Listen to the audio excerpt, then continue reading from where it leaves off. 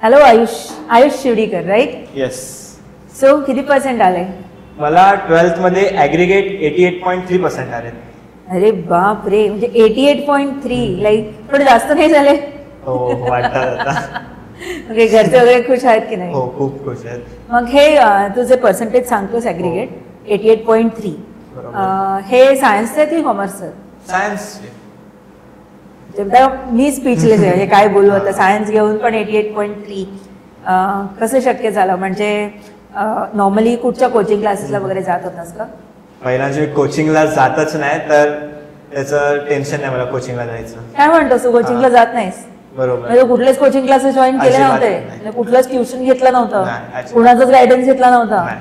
अरे बाप रे, म्हणजे एवढं करून सुद्धा, म्हणजे काहीच नसताना सुद्धा तू 88.3% केले स्कोर. म्हणजे तुझं कॉलेज नक्कीच खूपच छान असलं पाहिजे. कुठे जायचं असतं कॉलेजला? कॉलेजला मी नेरळमध्ये LAS English high school and junior college म्हणून आहे, तिथे जायचं. अच्छा. आणि तिथेच मग तुझं सगळं 11th-12th स्टडी झाला? हो. तर तिथं कसं होतं, म्हणजे 12thचा जो माझा स्टडी झाला, ऍक्च्युली मी नेरळमध्येच राहायचो ना, ट्रॅव्हलिंगचा टाइम खूप वाचायचा आणि फक्त मला कॉलेजला जायचं होतं आणि अभ्यास कॉलेजमध्येच व्हायचा. सो तो ट्रॅव्हलिंगचा जो टाइम होता तो माझा वाचला. अच्छा, म्हणजे ट्रॅव्हलिंग टाइम वाचल्यामुळे तुला हा फायदा झालेला आहे. पण ज्यावेळी तू हे डिसिजन घेतलंस की मी फक्त कॉलेजवरती रिलाय करणार आणि मी कोचिंग क्लासेस जॉईन नाही करणार, बऱ्याच आता असा ट्रेंड आहे की मुलं फक्त कोचिंग क्लासेसला जातात आणि कॉलेजला तर फक्त अटेंडन्स लावण्यासाठी जाणार किंवा नाही गेलं तरी चालणार, असं बऱ्याच ठिकाणी असतं. कसं चालतं हे मला पण अजून माहिती नाही, पण बऱ्याच ठिकाणी आपण हे बघतो, मुलं कोचिंग क्लासेसवरती जास्त रिलाय करतात, त्यांच्यावरती जास्त डिपेंड करतात. आणि त्यावेळी तू हा जो डिसिजन घेतलास की आपण कुठलेही ट्युशन्स लावायचं नाही आणि फक्त कॉलेजवरती रिलाय करायचं, हा खूप बोल्ड डिसिजन नव्हता का? बोल्ड नाही म्हणणार, उलट मी म्हणेल की चांगला डिसिजन होता. कसं असतं की आता तुम्ही जसं म्हणालात की आता ट्रेंडच झालं, जर तुम्ही सायन्स घ्याल, तुम्ही कॉलेजला जाल, परत ट्युशन लावाल, त्यात तुमचं अटेंडन्स आलं आणि ट्रॅव्हलिंग पण आलं. पण तसं माझ्याच्यात केस नव्हती. मी जिथे कॉलेजला जायचो तिकडचे टीचर्स आणि कॉलेजमध्ये एवढं चांगलं शिकवायचे ना किंवा ट्युशनची गरज नाही पडली. आणि ज्यावेळी तू हा निर्णय घेतलास की बाबा आपण फक्त कॉलेजवरती रिलाय करायचं आणि ट्युशन्सला नाही जायचं, त्यावेळी तुमचे जे नातेवाईक आहेत किंवा रिलेटिव्ह आहेत त्यांचं काय म्हणणं होतं? म्हणजे त्यांना आश्चर्य नाही वाटलं का? खरं सांगायचं तर ना, माझे जेवढे पण मित्र आहेत सगळे ट्युशन्सला जातात आणि मी एकटा त्यातला. तर मला असं वाटायचं की मी कुठे फ्लोच्या अपोजिटला नाही जाते का, असं वाटायचं की ते ट्युशनला जातात मी नाही जात. पण शेवटी माझं चांगलंच झालं. तर माझ्या पर्सेंटेज तुमच्या समोरच आहेत. आणि रिलेटिव्हचं सांगायचं झालं तर जेव्हा म्हणजे स्टार्टिंगला मी रिलेटिव्हना कळवलं नव्हतं आणि जेव्हा 12th नंतर मार्क्स बघितले त्यांचं पण तेच होतं की बिना ट्युशनचे तू एवढे मार्क्स काढले, तर ते पण जरा आश्चर्यात होते. मग तू जे सांगतोस की तू फक्त कॉलेजला जाऊन हे सगळं केलंयस, तर तुझ्या कॉलेजचं नाव सांगू शकशील का परत एकदा? कॉलेजचं नाव LAS English high school and junior college. त्यात आमचा गुरुकुल सेक्शन असायचा. तर गुरुकुल सेक्शन म्हणजे तुम्हाला मी कॉन्सेप्ट समजून सांगतो. कसं की आमचं जे कॉलेज होतं, कॉलेज आज 8:30 ते 5 असायचे आणि कॉलेज मध्ये आम्हाला टीचर्स एवढे इन्क्रेडिबली शिकवायचे ना की फॉर एक्झाम्पल सरांनी कुठला आन्सर शिकवला आम्हाला, तोच आमचा त्याच वेळी रिवाइज करून घ्यायचे आणि बायहार्ट पण व्हायचा. सो ट्युशनची मला तुम्ही बोलला तसं गरज नाही पडली. आणि सांगायचं झालं तर असं शिकवायचे ना की फॉर एक्झाम्पल कुठला आन्सर असला त्यामागे स्टोरी बनवायची आणि एवढं चांगलं आणि क्लीन फॉर्मॅटमध्ये असायचं ना की शिक्षण असं म्हणजे वाटलंच नाही कधी शिकते, असं एंटरटेनमेंटच वाटायचं. अच्छा. आणि आता तू जे सांगितलंस की तुझं कॉलेजचं टायमिंग 8:30 ते 5 होतं आणि मग हे पूर्ण वर्षभर असंच राहिलं की तुमचं शेड्यूल काय होतं साधारण? शेड्यूल कॉलेजचं म्हणायचं झालं तर 5 दिवसच जायचं कॉलेजला. त्यातल्या त्यात कॉलेज नंतर माझा अभ्यास असायचा 2 तास असा सेल्फ स्टडी. आणि नॉर्मली असं असतं ना की तुम्ही फक्त कॉलेजला गेलात तर काही लोक अटेंड पण नाही करत लेक्चर. मी मेन म्हणजे अटेंडन्सवर लक्ष दिलं ना कॉलेज, आणि टीचर्सवर मी मेन म्हणजे फेट ठेवले. आणि टीचर्स पण ना जे टॉपिक्स आहेत, फॉर एक्झाम्पल केमिस्ट्री झालं, इंटिग्रेशन, डेरिव्हेटिव्स, त्यांचं मॅथ्समध्ये ना असं नावच खराब आहे की डेरिव्हेटिव्स हार्ड असतं, इंटिग्रेशन हार्ड असतं. तर तसं मला अजिबात वाटलं नाही. एवढं चांगल्या पद्धतीने टीचर सरांनी इंटिग्रेशन आणि डेरिव्हेटिव्ह घेतलं की सगळे मला बोलतात की इंटिग्रेशन हार्ड आहे, डेरिव्हेटिव्ह हार्ड आहे. मग ते कधीच हार्ड असं वाटलं नाही. उलट असं कुठलं पण मला एक सम द्या, मी तो सॉल्व्ह करेल दोघांचं.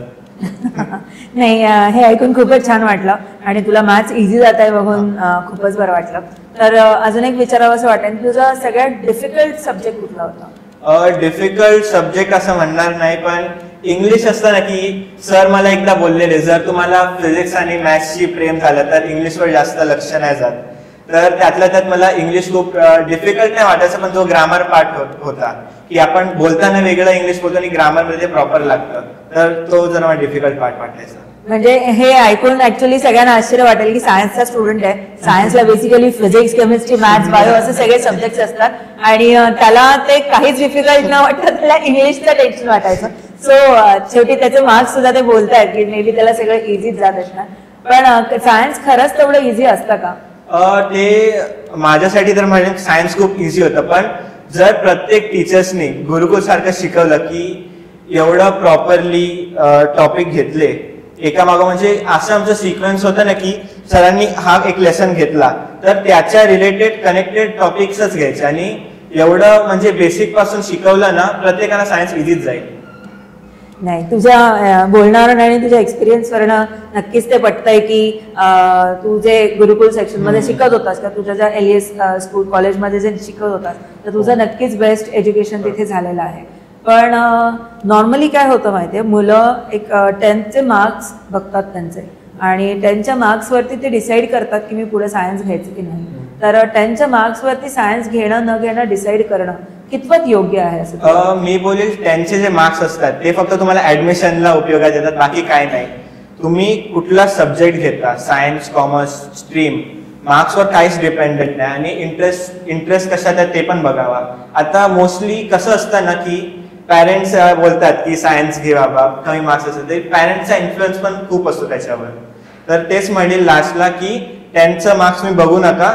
जर तुम्हाला सायन्सच्या फील्डमध्ये इंटरेस्ट आहे, करिअर करायचं असेल तर किती पण मार्क्स असून द्या तुमचे, सायन्सच घ्या. अच्छा, आणि आता हे तर झालं सायन्स घेण्याबाबत, पण साधारण एक 10वी नंतर मुलांचा सायन्सकडे बघण्याचा दृष्टिकोन आणि 12वी नंतर मुलांचा, आता तुझं तर 12वी झालंय, बाकी मुलांचं म्हणण्यापेक्षा आपण तुझ्या बाबतीतच बोलूया की तुझा एक 10वी नंतरचा सायन्सकडे बघण्याचा दृष्टिकोन आणि आत्ताचं तुझं सायन्सकडे बघण्याचा दृष्टिकोन ह्याच्यामध्ये काही फरक झालाय का? खूप, कारण का 9वी 10वीला असं होतं, लॉकडाऊन बॅच होती आमची आणि त्यातल्या त्यात लेक्चर ऑनलाईन असायचे. तर तेव्हा मला सायन्समध्ये एस्पेशली ऑर्गॅनिक केमिस्ट्रीचा पार्ट आहे, तुम्हाला खूप डिफिकल्ट जायचा 9th 10thला. पण जेव्हा मी 11th 12thला गुरुकुलमध्ये जॉईन झालो, लिटरली तुम्हाला सांगतो की सायन्स एवढं सोपं वाटायला लागलं. फिजिक्सच्या पहिल्या चॅप्टर पासून सांगतो जो मला सरांनी शिकवला, तेव्हापर्यंत लास्टपर्यंत जाताना फिजिक्सचा कुठला चॅप्टर डिफिकल्ट नाही वाटला. अच्छा, आता तू जे तुझ्या शेड्यूल बद्दल सांगितलं की सकाळी 8:30 ते 5 तुझं कॉलेज असायचं आणि फक्त आठवड्यातनं 5 दिवस तुमचं लेक्चर असायचं आणि तुम्हाला सॅटर्डे संडे सुट्टी असायची. तर आठवड्यातनं फक्त 5 दिवस केलेला अभ्यास हा खरंच इनफ असतो का? कसं असतं ना, कॉलेजमधले 100% ट्राय करतात की पोर्शन सगळं संपवा आणि तसं आमचं झालं. पण आमचा जो पोर्शन आहे 12thचा तो डिसेंबरमध्ये संपला आणि आम्हाला इनफ टाइम भेटला, ते पण कॉलेज आवर्समध्ये. तुम्ही जे बोललात आता 8:30 ते 5 फक्त 5 दिवस, त्याच्यात आम्हाला इनफ टाइम भेटला की आम्ही त्याच्यात एन्जॉय पण केला, पोर्शन कम्प्लीट केला, प्लस एक्स्ट्रा टेस्ट पण दिली. अच्छा, ऍक्च्युली मला त्याच पॉईंटवरती यायचं होतं की तू जर म्हटलास की एन्जॉय केलं, तर आपण जेव्हा सायन्स घेतो आणि ओव्हरऑल मी पण खूप स्टुडंट्सना बघितलंय की अगदी दिवस रात्र अभ्यास करत असतात. त्याच्यात तुला असं म्हणणं आहे की तुला 2 दिवस सुट्टी पण मिळायची. तर हे जे 11th 12thचं पूर्ण जर्नी होती तुझी किंवा जे कॉलेज लाईफ होतं, तर त्याच्यामधून तुला काही कॉलेज लाईफ एन्जॉय करायला मिळालं की तुम्ही फक्त अभ्यास केला? नाही, खूप कॉलेज लाईफ मी एन्जॉय केलं. उलट असं आमचा ब्रेक जो असायचा कॉलेज आर्ट्समध्ये तोच आमचा 1.5 तासाचा असायचा की त्याच्यात आम्हाला गेम्स खेळायला भेटायचे. त्यात आमच्या मित्रांचा चेसचा ग्रुप होता. तर चेसमध्ये आम्हाला एवढं गुंतलेलं होतं ना की असं म्हणायचं की तुम्ही 12th घेतली आहे, तुम्हाला अभ्यासावर लक्ष द्यायला पाहिजे. पण तसं नव्हतं, एन्जॉय पण केला. आणि त्यातल्या त्यात सांगायचं झालं तर मी आणि माझ्या फ्रेंड्सनी मिळून आमच्या ज्युनियर्ससाठी चेस टुर्नामेंट पण ऑर्गनाईज केलेल्या. तर त्याचा पण आम्हाला खूप एन्जॉय करता आलं तेव्हा पण. अच्छा, हे खूपच छान आहे ऍक्च्युली. खरंच शिकण्यासारखं आहे आयुषकडून की आपण सायन्स घेतलं प्लस 88.3 म्हणजे अगदी 90 जवळ पर्सेंटेज आपण काढले आणि असं असताना सुद्धा दिवस रात्र अभ्यास नाही केलाय. तर त्यांनी कॉलेज लाईफ पण एन्जॉय केलं, अभ्यास सुद्धा केला, म्हणजे खूप बर्डन घेऊन तो नाही चाललेला. तर त्याच्यासारखंच तुम्हाला सुद्धा मे बी तुमचं फ्युचर घडवता येऊ शकतं. खूप बर्डन घेऊन अभ्यास करायची गरज नाहीये खरं तर, कारण बर्डन घेऊन अभ्यास केला तर तुमच्यावरती प्रेशर वाढतं आणि मे बी पर्सेंटेज कमी येण्याचे चान्सेस जास्त असतात. हे आणि आपल्याला आयुषकडे बघून जास्त चांगलं समजू शकतंय. आयुष, तुझे तो तर म्हटलंस की तू गुरुकुल फॉर्मॅटमध्ये शिकायचास किंवा तुला चांगले टीचर्स मिळाले, तर तुझं फेवरेट टीचर कोण?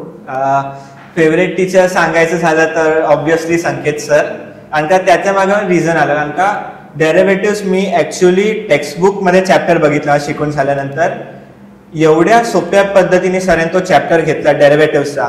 मला खरं ऍक्च्युली मला डेरिव्हेटिव्ह आणि इंटिग्रेशन एवढा सोपा वाटायचं ना की मला कधी कधी आश्चर्य वाटायचं की हे चॅप्टर खरेच सोपे आहेत का.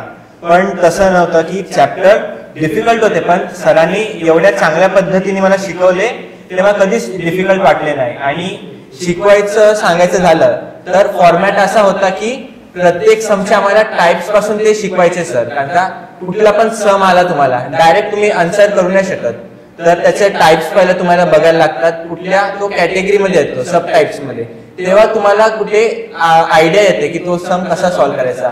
ते इम्पॉर्टंट गोष्ट मला सरांनी शिकवली म्हणून I guess Sanket sir favourite आहे. नाही, खूपच छान. तुझे सांगतोयस की तुझं शेड्यूल होतं, तुझं 8:30 ते 5 कॉलेज होतं, तर तुझा हा जो पूर्ण 11वी-12वीची जर्नी आहे, तर तुझं टाइम शेड्यूल कसं असायचं किंवा तुझं दिवसभराचं शेड्यूल, तुझं वर्षभराचं शेड्यूल कसं असायचं? वर्षभराचं शेड्यूल असं असायचं की कॉलेज, त्याच्यानंतर अभ्यास, आणि त्यातल्या त्यात एक स्पेशल गोष्ट सांगायची झाली ना, आमचं सुपर 13 म्हणून एक बॅच होती. त्याच्यात आम्हाला पोर्शन लवकर संपवला, आम्हाला एक्स्ट्रा टेस्ट लिहायला भेटल्या, प्लस एक एक्स्ट्रा प्रिलियम पण आम्ही दिली. Prelim obviously. त्याच्यात आम्हाला अख्ख्या क्लासला चान्स होता की सुपर 13 जॉईन करायचा. आणि असं नव्हतं की सुपर 13 मध्ये फक्त हुशार मुलं आहेत. सुपर 13 मध्ये अशी मुलं होती की ज्यांना 12th मध्ये एफर्ट लावून जास्त मार्क्स स्कोर करायचे. आणि असं पण होतं की खूप साऱ्या मुलांना म्हणजे एकेकाची कॅपॅसिटी असते आन्सर करायची, की एक आन्सर मला शिकवला तो मला लक्षात राहिला, पण सगळ्यांसाठी सेम असेल ते सांगू नाही शकत ना. आणि टीचर्सना पण अख्ख्या क्लासला घेऊन चालायचं असतं सिलेबस मध्ये. तर ज्या मुलांना एकदा शिकवल्या समजतंय तशी बॅच सरांनी साईडला काढली. आमचा पोर्शन फास्ट व्हायचा आणि त्यातल्या त्यात जो आम्ही टाइम सेव्ह केला तोच आम्हाला एक्स्ट्रा टेस्ट द्यायला उपयोगात आला. अच्छा, म्हणजे हे तुमचं झालं 12thचं शेड्यूल. पण तू जेव्हा 11th पासून तुझी जर्नी चालू केलीस, तर मग ती पूर्ण 11th पासून 12th पर्यंतची जर्नी कशी होती? साधारण किती प्रिलिम्स अटेम्प्ट केले, 11thचा अभ्यासक्रम कसा कम्प्लीट केला? 11th सांगायचं झालं तर 11thचा आमचा जो अभ्यास आहे तो जानेवारीमध्ये कम्प्लीट केलेला. आणि पोर्शन आमचा एवढा कम्प्लीट केला असं नाही की आम्ही कुठल्या गोष्टी सोडल्या. अख्खा सिलेबस कम्प्लीट केला आम्ही 11thचा जानेवारीमध्ये, आणि 12th लवकर चालू केली. आणि ह्याचा फायदा असा झाला की आम्हाला लास्टला एक्स्ट्रा टाइम पण भेटला. आणि तुम्हाला सुपर 13 मध्ये सांगितलेलंच की कसं आमचं एक्स्ट्रा पेपर्स झाले, त्यातला पण एक फॅक्टर होता की आम्हाला लेसन्सना टाइम देता आला. नाही तर कसं असतं की एक्झाम जवळ आल्यात, चॅप्टर लवकर संपायचं आहे, असं झालं नाही. प्रत्येक चॅप्टर डिटेलमध्ये शिकवला. म्हणजे तुझं म्हणणं मला खूप छान वाटलं ऍक्च्युली की तुझ्या कॉलेजने खूप चांगलं मांडणी केली होती तुमच्या अभ्यासक्रमाची, की तुम्ही 11वी लवकर संपवली आणि 12वीचा अभ्यासक्रम लवकर चालू केला. तर त्याच्यामुळे मे बी तुला 12वीमध्ये स्कोर करायला सुद्धा खूप चांगला वेळ मिळाला आणि त्याचे तुझे मार्क्स ते सांगताच आहेत. आणि मे बी तुला एंट्रन्सचा अभ्यास करण्यासाठी सुद्धा त्याच्यामुळे वेळ मिळालाच असेल.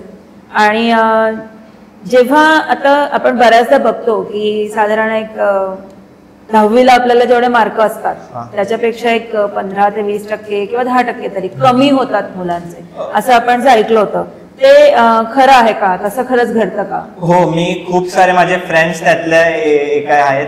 खूप असं बघतो की जे ट्युशन्स कॉलेजेसला जातात त्यांचा अर्धा टाइम असं असतो ना ट्रॅव्हलिंग मध्ये जातो, त्यांना सेल्फ स्टडीला टाइम नाही भेटत आणि त्यातल्या त्यातनं एन्जॉयमेंट राहून जातं. आणि चांगलं स्कोर करायचं असेल तर रिलॅक्सेशन पण त्यात एक पार्ट आला. आणि जर तुम्ही आराम नाही करत आणि तोच शेड्यूल पाळत राहिलात ट्रॅव्हलिंग आलं तर नाही अभ्यास करायची इच्छा होत. तर तेच म्हणेल की गुरुकुल जॉईन केलं मी, माझा तो सेल्फ स्टडीला टाइम भेटला, ट्रॅव्हलिंगचा टाइम वाचला.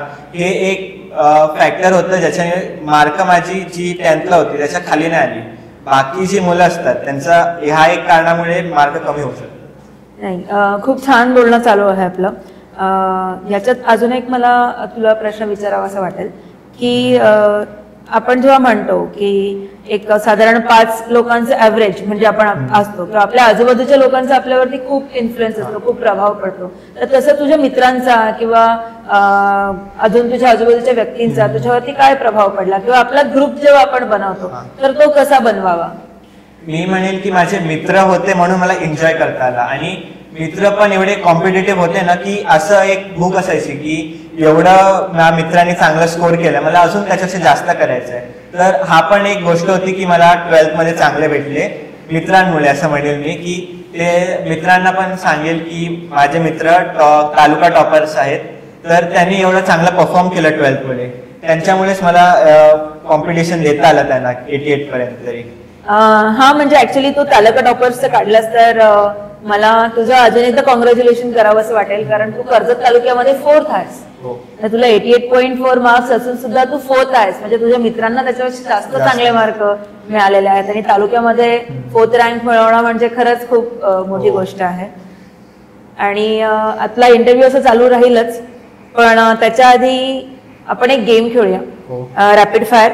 मी तुला काही क्वेश्चन्स विचारेन, त्याचे आन्सर्स तू द्यायचे पण क्विक आन्सर द्यायचे, कारण रॅपिड फायर आहे, विचार नाही करायचा आणि पास नाही म्हणायचं. स्टार्ट करूया. ओके. प्रेफरन्स, कोचिंग क्लासेस और गुरुकुल? गुरुकुल. गायत्री मैम, फिजिक्स और maths? Physics. Neha ma'am, IT और मैथ्स? आईटी. जास्त मार्क्स मिळाले आईटी मध्ये. ओके. इजी स्कोरिंग, इंग्लिश और geography? Geography. Okay. Notes taking, traditional और cloud making? Cloud making. Favourite maths topic, integration और matrix? Integration. Chemistry reaction, difficult और super easy? Super easy. Gurukul learning system, hard way और smart way? Smart way. Good, मस्त. तू आता actually ह्याच्यात एक answer दिलास की ट्रेडिशनल की क्लाउड मेकिंग, ते आपण थोडंसं दर्शकांना क्लिअर करूया. नॉर्मली कसं असतं की मुलं जेव्हा 12th स्टँडर्डचा अभ्यास करतात तेव्हा जसे ते कोचिंग क्लासेस इगरली शोधत असतात तसेच ते प्रिंटेड नोट्स शोधत असतात की मी ह्या पब्लिकेशनचे नोट्स वापरू की त्या पब्लिकेशनचे नोट्स वापरू. तर तू कुठल्या पब्लिकेशनचे नोट्स वापरलेस किंवा ते म्हणण्यापेक्षा तू कुठल्या नोट्स मधून अभ्यास केलास आणि कसा केलास? जास्तीत जास्त माझा जो मी अभ्यास केला तो हँड रिटन नोट्स मधूनच केला. आणि हँड रिटन नोट्सचा बेस्ट बेनिफिट सांगू की तुम्ही तुमच्या हाताने लिहिता आणि कुठे चुकी झाली ते तुम्हाला दिसते की हा बाबा हा शब्द चुकीचा आहे, तुम्ही तो खोडता आणि तो साईडला लिहिता. आणि क्लाउडचं पण सेम ट्रिक आहे. म्हणजे क्लाउड असं असतं की विचार करताना तो ड्रॉ करतो ना आपण की हा माझ्या मनात विचार चाललाय, तर तो आन्सर लिहिताना जो तुमच्या मनात विचार चालला की हा आन्सर कशा लक्षात ठेवेल मी, तर ते क्लाउड मध्ये दिलेलं असतं. तर क्लाउड बद्दल मी अजून सांगेल, ती असं म्हणलं की सूरज सरांची स्पेशालिटी होती. बहुतेक आमचे केमिस्ट्रीचे रिएक्शन म्हणा किंवा फिजिक्सचा टॉपिक्स म्हणा, जे इलेक्ट्रोमॅग्नेटिक इंडक्शन आलं त्याच्यात, की जसं रिएक्शन असायचे ना, रिएक्शन फक्त तुम्हाला बघून समजणार नाही, पण जेव्हा तुम्ही त्या रिएक्शन खालती लिहिली असेल बघाल आणि वरती त्याचा क्लाउड असेल की हा बाबा ही ट्रिक आहे ही रिएक्शन बाहेर करायची, म्हणून तो ऑर्गॅनिक मला इझी वाटला त्याच्यात. अच्छा, म्हणजे केमिस्ट्रीमध्ये तुला ऑर्गॅनिक केमिस्ट्रीचा टॉपिक इझी वाटला. केमिस्ट्री 1 की केमिस्ट्री 2? केमिस्ट्री 2. ओके. आणि रिएक्शन्स कशा होत्या, हार्ड होत्या की इझी होत्या? रिएक्शन म्हणजे जर तुम्ही टेक्स्टबुक किंवा प्रिंटेड नोट्स खोललीत, ऑर्गॅनिक केमिस्ट्री तुम्ही करणार नाही तेवढं मी सांगतो. मग तुझ्या इथे काय स्पेशल होतं? स्पेशल असं म्हणणार की जे सूरज सर आम्हाला रिएक्शन शिकवायचे. पहिला आम्ही 11th ला जॉईन झालो ना, बेसिक्स म्हणजे तुम्हाला कंपाऊंडचा जो फंक्शनल ग्रुप आहे तिथपासून ते किती कार्बन त्या फंक्शनल ग्रुपला लागतात त्याचं नावं, म्हणजे केमिस्ट्रीमध्ये तुम्हाला माहित असेल की कॉमन नेम आणि IUPAC नेम असतात, त्या बेसिक लेवल पासून आणि 11th वेळी एवढं बेसिक पासून शिकवणं हा खूप इम्पॉर्टंट फॅक्टर होता त्याच्यात. आणि ऑर्गॅनिक रिएक्शनचं तुम्ही म्हटलंच की रिएक्शन अशा होत्या ना की बाहेर नाही राहणार, सर काय करायचे आमचे असं पॅच बनवायचे आणि सिक्वेन्स बनवायचे. त्यात तुम्हाला एक्झाम्पल देईल मी, तसं तुम्हाला समसेरखीने सांगू नाही शकत.